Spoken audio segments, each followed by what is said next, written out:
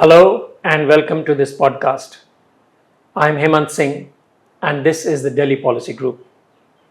As India's military examines the lessons it can draw from the recent conflict, it will be aware that the next confrontation may well begin at a higher threshold and be of a longer duration, with a reduced warning time and compressed decision cycles.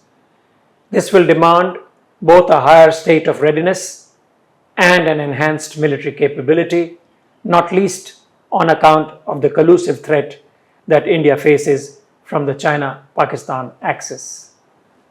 In this episode, we will look at ways in which the Indian military can prepare itself for future conflicts, the capabilities that are essential, the doctrinal changes that are required, the necessity of jointness across the three services, the engagement of the private sector in defense production, and the need for agility in our military procurement system.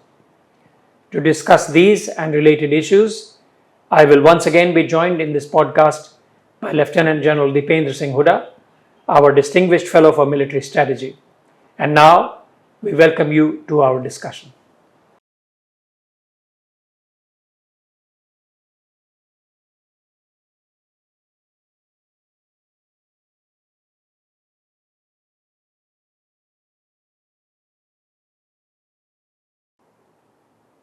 Dipendra, welcome.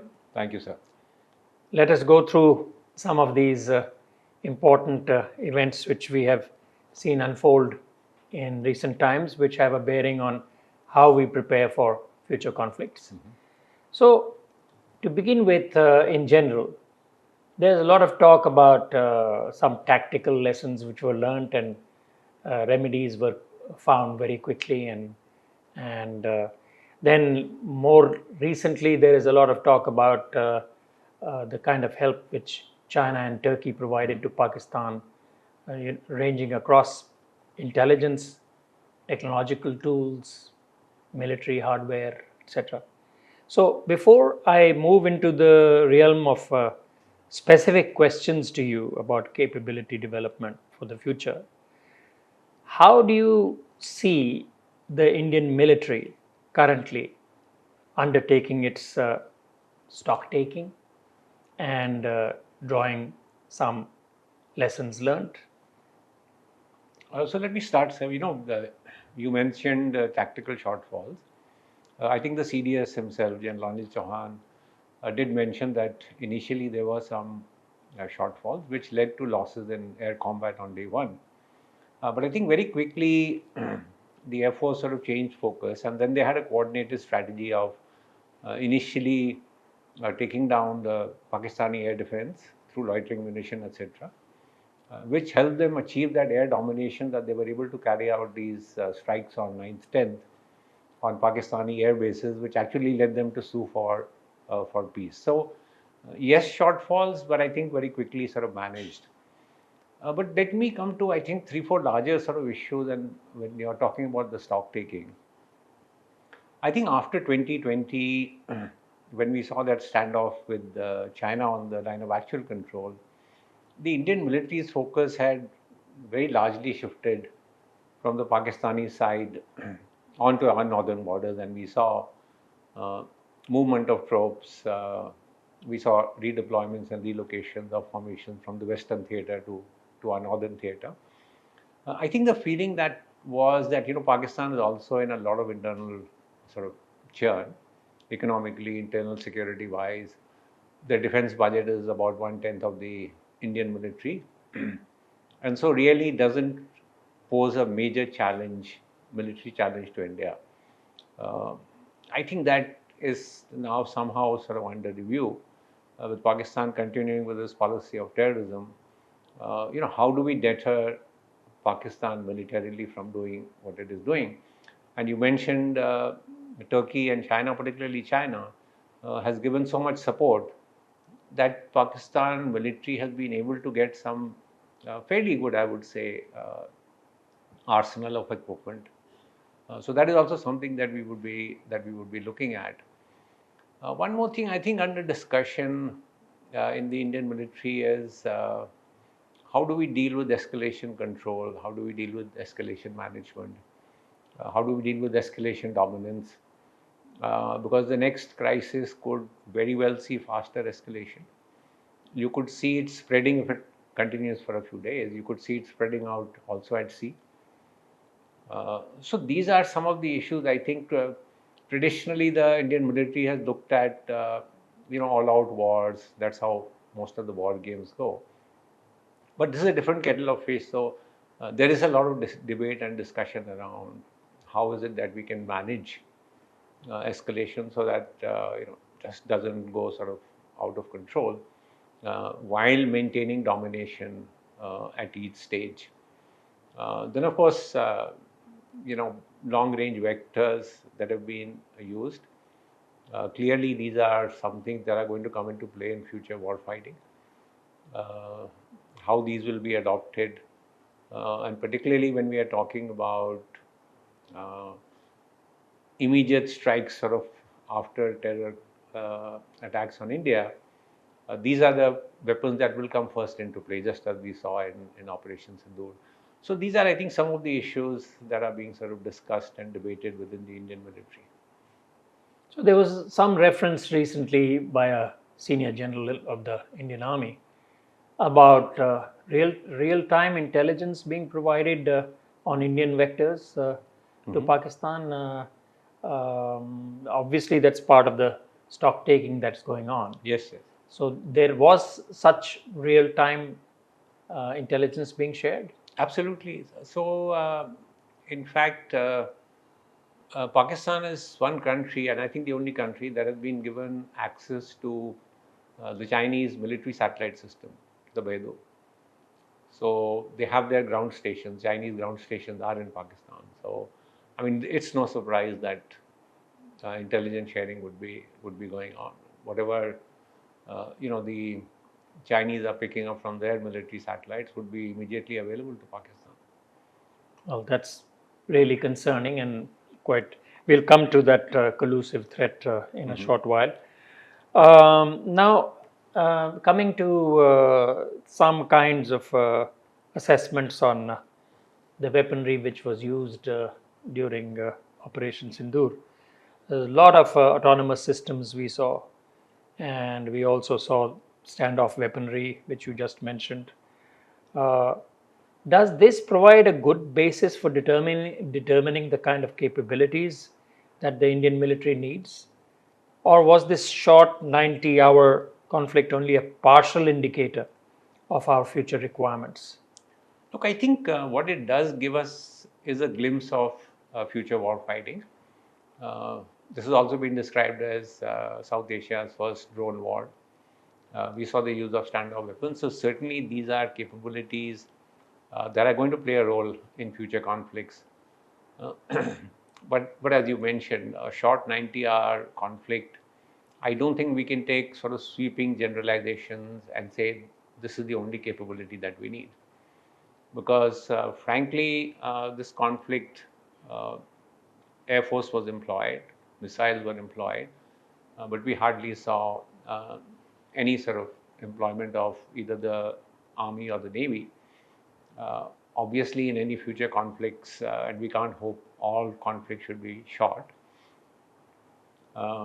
you will need Army capabilities, you will need different kinds of naval capabilities. We have seen, for example, in some of the long wars that are happening in Ukraine, high-tech systems, drones, electronic warfare, artificial intelligence is being used in a big way. But at the same time, there are troops on the ground, boots on the ground, who are actually fighting a very brutal physical battle.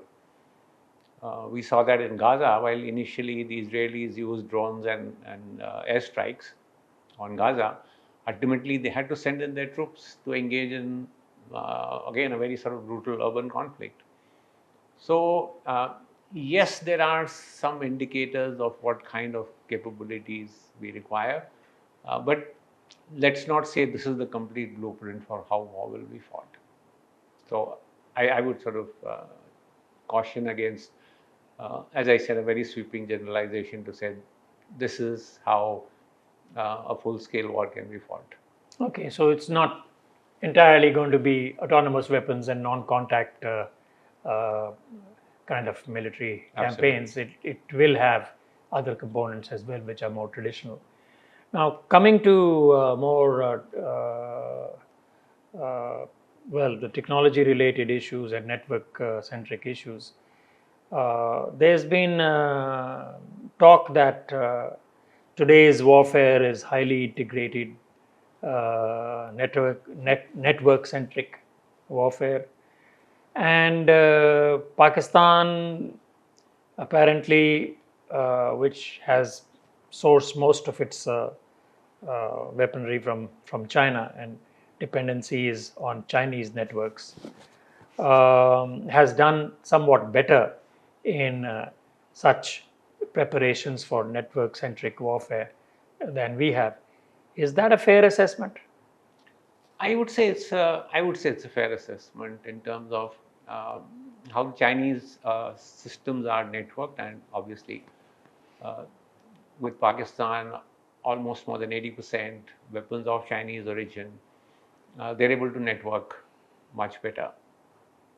And we saw that in the sort of initial phases of the conflict also. If you look at Chinese writings on Operation Sindoor, some of them talk about weapons being sort of located by one system, fired by another system, and guided by the third system. All of these are networked.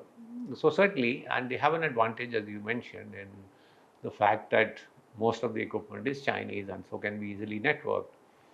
We have a bit of a problem here because we have a variety of systems: Russian, indigenous, Western, even Western systems. It's not 100% that each, say, American system can completely sort of talk with a French system or an Israeli system.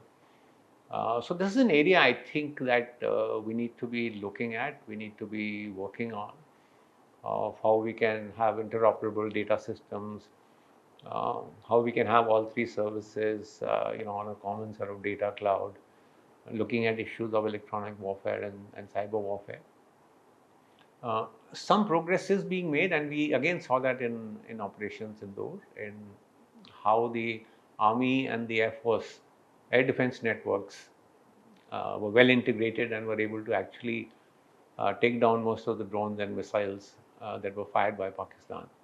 So some work is going on for sure, but I think we need to move more and more into this direction. So it doesn't help that we have a huge disparate range of weaponry which is available, which may not be capable of networking together. Yeah, it doesn't. And then there is talk around, oh, the French haven't given us the source codes for Rafale. So are you able to then modify that for a Rafale to talk to, say, a Su-30 or something? So these are some issues, I think, which the Indian military will have to look at when they're going for future procurements. All right.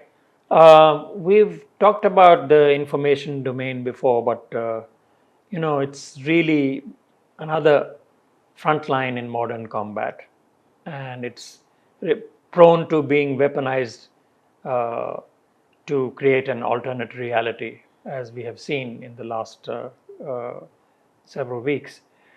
Um, we do need to improve our ability to shape the narrative. How prepared do you think we are for this challenge? So, sir, let me say we are aware of the problem. We are aware that information warfare is key component now, how you shape narratives, etc. Uh, but at the same time, I think our level of preparation needs to be much better. And we have heard this, through every crisis that takes place. So, 2016, 2019, again, the same kind of stories came up that we need to get better in information warfare. What we saw in Operation Sindoor, at least in the initial stages, was uh, Pakistani-based social media handles put out a flood of propaganda regarding, so many Rafales have been shot down, S-400 has been taken down. There was even talk that Indian missiles have been hacked in mid-flight. And because we were a little cautious and slow in our response, if you look at least the international media reporting in the first couple of days, was all around Indian aircraft losses.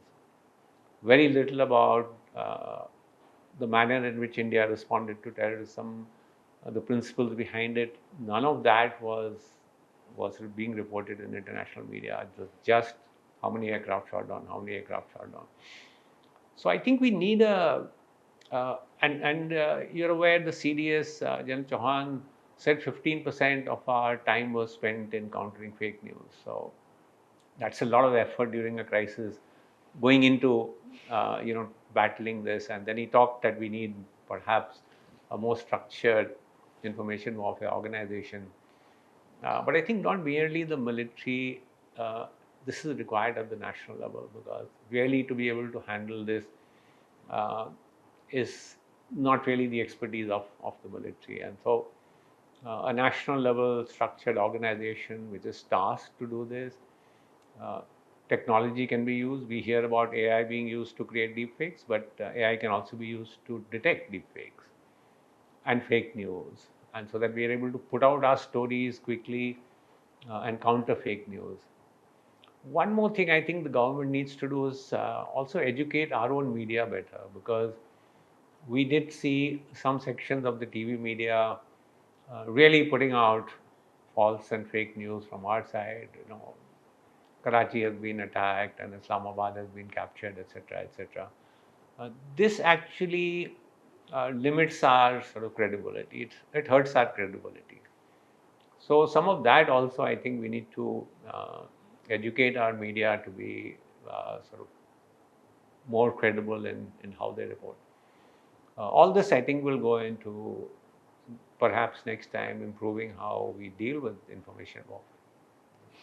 Very good, but so it's clear that what we tried to do was to base everything which we put out on facts. Uh, but that didn't play well, because you still have to weave a narrative Absolutely. around those facts and put it out in real time, quick, and counter the disinformation and misinformation which is being floated around. All right, I hope that there will be some progress in the military and generally within the government to shape an institutional capacity in this regard, which serves us well in the future. I do think so, because there has been a lot of writing around this time, saying we need to improve our information warfare campaign. So hopefully the government will do something. All right. Now, this was a very limited conflict, and we cannot presume that all conflicts are going to be limited. You have got the experience of Ukraine, which is carried on for several years. So is the case with Gaza. Uh, Dealing with prolonged conflicts is a completely different ball game from what we saw recently transpire. Surprisingly, there is some commentary after Operation Sindoor that the planned integrated theater commands are not required. And is there a risk here that we might really learn the wrong lessons from this brief conflict? So, sir, as a military veteran, I hope we don't learn the wrong lessons. But you mentioned this commentary that is coming, so that's surprising. And if things like this take hold, then obviously we are going to be learning the wrong lessons. I mean, this was, as I mentioned, such a short conflict. You didn't see the army, navy coming into play. In future conflicts, you will need to see a combined joint operational planning being carried out by the three services. And this obviously uh, demands much greater integration. Uh, the story around integrated theater commands are not required because of the way the Air Force operated, and it needs centralized control. We don't have enough assets. I think these are not strong enough arguments if you look at what the advantages that will accrue if you create integrated theater commands. you will have completely joint planning that is going on, and that's absolutely the need of the hour that we need to do. Optimum utilization of resources, of how they will be employed. So I think this, I just hope this doesn't catch sort of too much steam. Uh, Also, when you are integrating, you are sort of maximizing your resource potential. Uh, you are cutting out a lot of flab that exists, particularly logistics, etc. And that will obviously get you more resources that are available for you to build up your capability. So I think there are major advantages to integration. One more problem is if you're dealing in operational planning and service silos, is that areas like information, which we talked about, cyber, electronic warfare, which actually encompass all three services, often get left out and don't get the priority that they need. When you have integrated structures, you will find that these areas will get more attention. So I think there are great advantages to integration and creating integrated theater command. And again, let's not draw all kinds of lessons from a short 90-hour conflict, uh, which could perhaps lead us in a different direction when we are looking at long wars, which mean combined combined arms operation, combined service operations, means being able to take massive losses that happen. It means gearing up your defense industrial base, looking at wartime logistics. I mean, that just it's a completely different ballgame. So, in other words, we simply cannot afford a military which operates in silos. Absolutely. And it has to be one whole picture. And the more networked everything is, and the better the utilization of resources which are available, more effective we can be. Absolutely. That's good. Now, turning to the really problematic question, which is Pakistan now being positioned as a proxy extension of China's strategy in South Asia. What does this two front threat really entail, and how do we meet this challenge?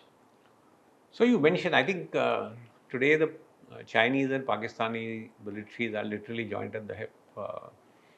Equipment is one side, that most of the equipment now with Pakistan military is Chinese. I mentioned networking, I mentioned access to military satellites, Chinese military satellites by Pakistan. They are conducting joint training.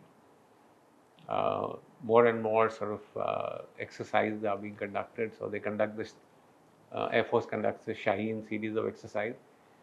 Now Pakistan Air Force incidentally also does an air exercise in Saudi Arabia, where France comes in with its Rafale aircraft. So is Pakistan learning how Rafales operate and using that information, when they are countering us. So we are also seeing the Pakistan military adopting more and more sort of doctrinal aspect of the PLA.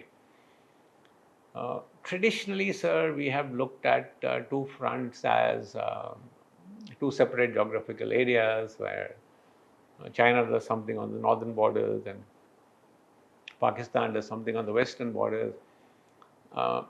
We might have to sort of rethink whether two front scenario will play out like this, or will it be one front, which is the Pakistan front, where you have now two adversaries almost. So maybe not China with boots on the ground, but with kind of every kind of capability that they can provide. So information, surveillance, targeting. Are we going to see cyber, for example, where China has tremendous capability, also being used from Pakistani handles against India? So this is the kind of challenge I think that when we look at these two adversaries is what we are going to be doing. What can we do, sir? This is a big challenge. I my own sense is that we need to look at Pakistan seriously and see how we can have an overmatching capability against Pakistan. How is it that we can develop a very strong deterrent posture against Pakistan? That's the only way I think we'll be able to sort of deal with this kind of combined threat. So that leads us to a logical follow up, which is the doctrinal issues of imposing deterrence. And as you know, we've been talking a lot about making sure that Pakistan is unable to use its terrorism as an instrument of state policy, and to deter them from using it. And the attacks on the 9 sites, terror sites during Operation Sindoor was an example. But this is somehow also being matched by repeated messaging from our side that our actions are measured, our actions are non-escalatory. Now, where does that leave us? Because does this type of messaging of responsible restraint actually create deterrence? Or could Pakistan interpret this in a different way as showing limited will on the part of India to impose punitive deterrence? So this is a this is a very good question, sir, and I think a dilemma also associated with I think deterrence when we talk about how to show resolve without it spiraling into some very uncontrolled kind of escalation. So in this instant case, uh, India's strategy was to show its capability and show its will, which it did, and it has the capability of striking targets deep inside Pakistan, and it has the will to do it. But at the same time, as you mentioned, I think the messaging was that we are only doing terrorist targets. We do not wish to escalate further. We are not taking on military targets, and the onus of escalation, therefore, is only on Pakistan. Side by side, I think the political messaging has been strong that in case anything like this happens in the future, India will respond decisively. It's not going to get concerned about Pakistan nuclear blackmail. Uh, I would think the red lines have been set. Uh, any sort of sensible foe would take these red lines seriously. I don't know whether it will work for Pakistan. They could well interpret it in a way that India doesn't want to conduct a really serious punitive action, that India only wants to limit it at some level. And therefore, this is a level of punishment that we could absorb without serious cost to us. And that is the thinking in Pakistan, because now they are saying we have won over India in this particular case. And that obviously weakens sort of deterrence. My own sort of recommendation would be let's not become too predictable in our messaging. I think we have, in 2016, we said, oh, we have done this, but after this, we are not doing anything. 2019, in the Balakot airstrike, again, we said, this is a non-military response, and we do not want to do anything further after this. Something similar was the kind of messaging here. So I think this predictability then feeds into Pakistani view that, look, India doesn't really want to do anything more and wants to limit it. And therefore deterrence is weakened. Well, this works in a interesting way because we need to go in for a position which is showing less of strategic restraint and more of strategic ambiguity in a certain way. And we follow up our announcements that we will not look for escalation, but at the same time, we will give a very robust response if the other side comes forth and attacks our military positions, which we in fact did. Yeah, which we did. And in fact, the direction which came from the leadership was precisely that if we are not in that position of escalating this conflict, but if something happens, some action taken against us, it will be met with a very robust response. I guess much greater degree of possibility of such robust action needs to be indicated, and in fact is indicated by the kind of assured response which has been the position in Operation Sindoor. So let's talk a little bit now about defense capability development, and a significant proportion of what we procure still goes into legacy platforms. And the emerging threats, on the other hand, are not in the same direction. They lie in space, in cyber, autonomous domains, which are different. Now, are we doing something to ensure that the capability which we develop is not simply reinforcing 20th century doctrines in a 21st century threat environment? Are we on a good track as far as that is concerned? So that's always the challenge now. Are we preparing for the last war? We always question that. I think the issue here is doctrines are going to drive your procurement. So what is the kind of doctrine that the military has, the three services have? I know, for example, the Indian Army is now conducting a review and coming out with a new land warfare doctrine. Now, in this new land warfare doctrine, if there is more understanding about autonomous systems, fighting drone wars, about AI, unmanned systems, new technologies that need to be incorporated, then slowly over a period of time, you will find more and more procurements going into high-tech, new technology systems. Because the doctrine itself is this is the way we want to fight, is what is going to drive that. Having said that, we can't completely say that legacy systems have lost their value. I mean, tanks, guns, aircraft are going to remain as an essential part of war fighting.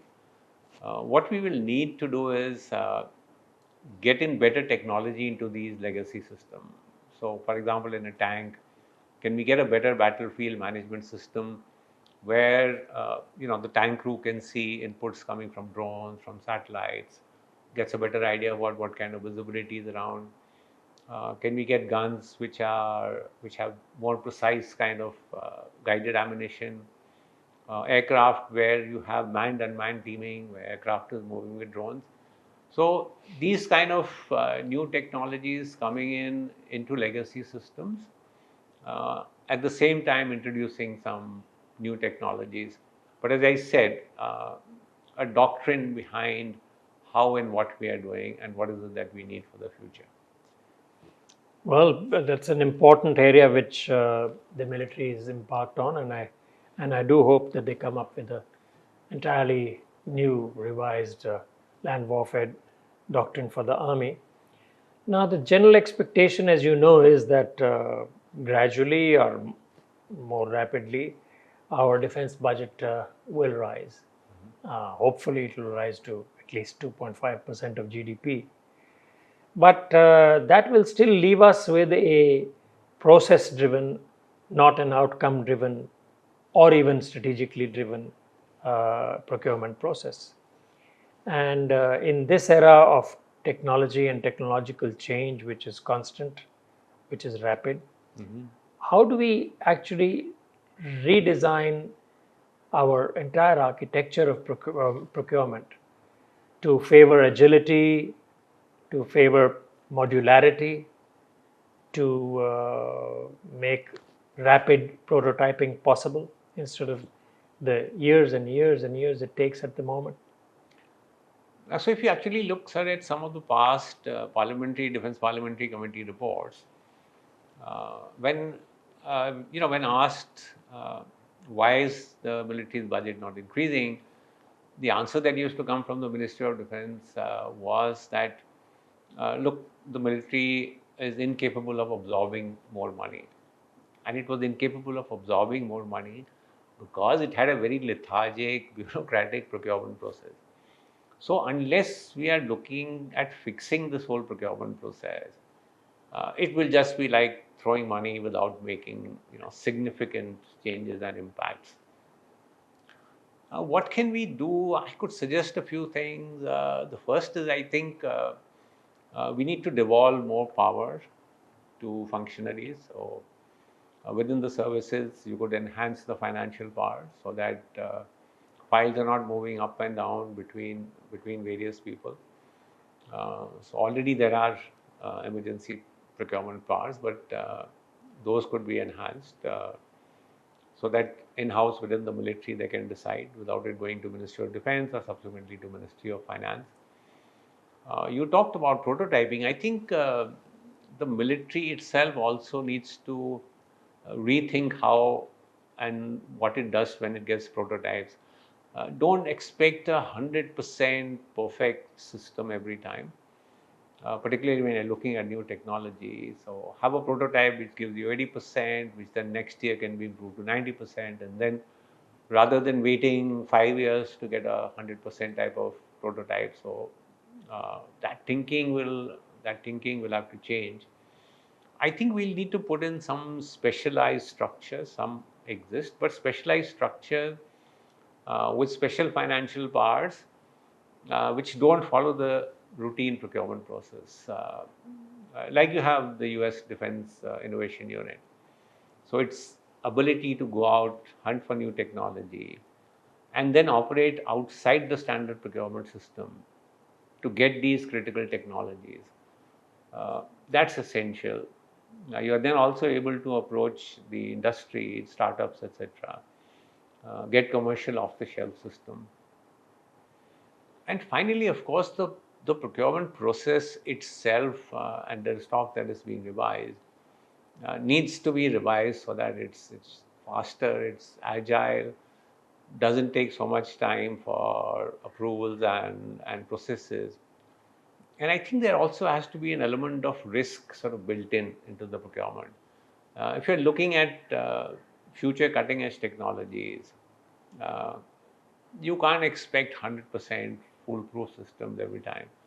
Uh, an element of risk has to be taken. So I think a combination of some of these processes, procedures, uh, could help us as we go look forward and say, look, 2.5% of the GDP, which is going to be a substantial increase over what we are currently getting. How can we make, how can we get the best bang for the buck? So the procurement actually needs to be much more about strategic choices and outcomes, and less about the process itself. Absolutely. And how long it takes and how consensuses are achieved on a particular system, by which time the system itself is virtually obsolete. All right, we hope that progress will be made in this regard as well. For my final question, we can turn to the defense industry. As you know, it's still dominated by the public sector undertakings. Almost all the contracting is directed in that PSU direction. There is clearly limited innovation and insufficient accountability, which over the last several decades we've been able to see. What do you think a genuinely competitive, innovation-driven military industrial base should look like? And are there specific steps which we need to take to get there? So look, sir, we need to get in our private industry. You talked about the PSUs today. They have such an overwhelming sort of presence in the defense space that while other private companies are coming in, but really are not able to compete equally with the PSUs. The PSUs have tremendous advantages. I mean, you can go and buy as a military customer, as the army. I can just go and buy directly from the PSUs without having to go through the whole tendering process. So this gives them an advantage, and I think that's where you need to level the playing field by saying, look, anything that the military wants to buy, the PSUs will be equal competitor as the private industry. Once that playing field is leveled, then of course you will find much more participation coming from the private industry. You could also have a look at a private-public partnership model where the PSU engages in a partnership with the private player, because these PSUs traditionally have a lot of facilities, and HAL would have testing facilities, airfields where they are carrying out all this. That would help, and that model is there, not exactly PSU to private partnership, but DRDO L&T is producing the light tank, for example, and they have done it in very, very quick time. So that's a good model to follow. I think if we really want an advanced defense industry, we have to invest more in R&D. So India, sir, as a country, is investing about 0.6 or 0.7% of its GDP in R&D is just insufficient. And similarly, the military R&D is insufficient. What has also happened is, as compared to other countries, other advanced countries, where you find the private industry contributes more to the R&D than the government. In India, the government is overwhelmingly spending on R&D, and the private industry is not doing so. So I think some incentivization to the private industry in terms of tax breaks or whatever else, that if you invest more in R&D, you will be rewarded for it. Because without adequate R&D, I don't think we can build that base. And my final 2 points are, look, it's private industry, they want orders. And there should be some firmness about this, that look, you develop something, you produce something, we are going to give you firm orders, and not you spend money, you put up the plant, you create something, and then at the end of it you say, look, we are going to go in for competitive bidding, and if you get it, you get it. So I think making sure that the pricing is fine. I think there needs to be some clarity about whether the investment is worth it or not. And my final point is on Atmanirbharta. In the long run, there is no doubt that we need to be self-sufficient. But let's not become so rigid about it that we are unable to procure capabilities which are only available abroad. So I think there needs to be some flexibility here also, that if a capacity is not available immediately, at least let's get it so that the military capability overall does not suffer. So some flexibility, I think, would help. So let's hope that the way we design these processes and we look at procurement, the way we look at the defense industry, they will be in coming times be more of a level playing field. There will be more focus on R&D expenditure and a much greater preference for competitive bidding in terms of major platforms, or even the more innovative Absolutely. Parts of the system. And some of this really needs to come out in some form of a pronouncement of a reformed defense procurement and defense industrial system. And that would eventually lead to greater Atmanirbharta as well. So thank you, General. Thank you very much for joining me for this podcast. Let's hope that some of the ideas which you have shared will find their way in the public policy space. Thank you. Thank you very much, sir. Thank you. And now for some concluding thoughts. India's security environment has deteriorated, and we will likely face a prolonged period of heightened regional tensions. Success in the modern battle space requires technological ingenuity, tactical agility, battlefield improvisation, synthesis of emerging technology with military requirements, reimagined procurement systems, and more intensive military training. There must be greater urgency and purpose in realigning our military with these realities as it prepares for future conflicts. We hope you have enjoyed this podcast and look forward to seeing you again at our next edition.